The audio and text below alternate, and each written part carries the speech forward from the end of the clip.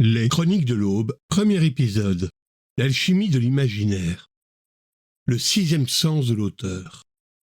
Lorsque nous lisons une description dans un livre de science-fiction ou que nous entrons dans un univers de fantasy, notre cerveau fait quelque chose d'extraordinaire.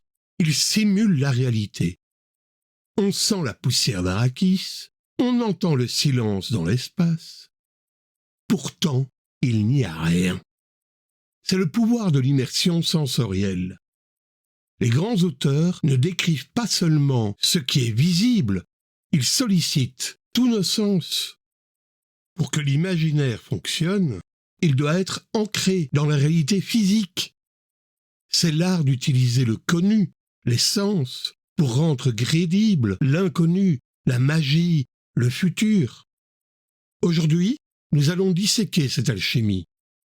Comment la littérature cognitive et les neurosciences expliquent l'immersion et comment les auteurs manipulent nos 5 sens pour que la fiction devienne une réalité intérieure. L'ancrage de l'odeur et du goût. L'odeur, le sens oublié.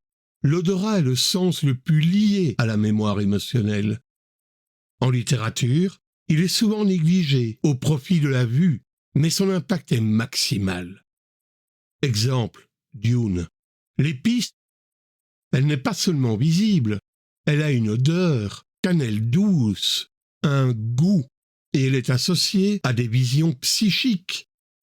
Cette polysensorialité la rend crédible, essentielle et désirable. Le goût et le réconfort, le goût est fondamental pour ancrer les moments de pause ou de culture. Exemple, Harry Potter, la bière au beurre.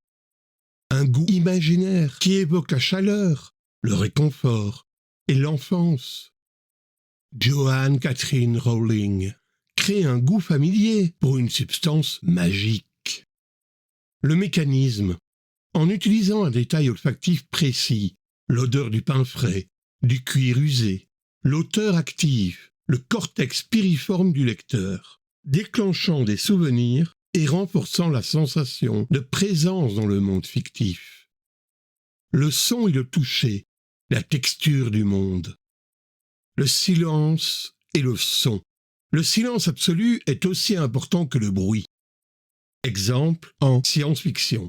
Dans l'espace, le vide sonore. L'auteur doit décrire les sons internes, le claquement de l'écoutille, le souffle de la combinaison.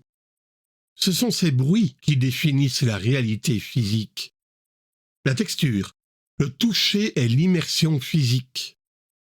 Exemple fantasy, décrire la rugosité d'un mur de donjon, la douceur de la fourrure d'une créature. Ces détails tactiles donnent une matérialité concrète au monde qui, sinon, serait seulement abstrait.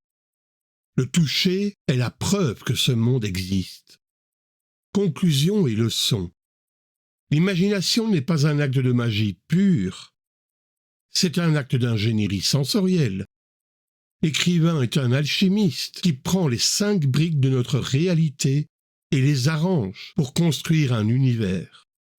C'est pourquoi, plus l'auteur est précis sur les odeurs et les textures, plus le dragon nous semble réel.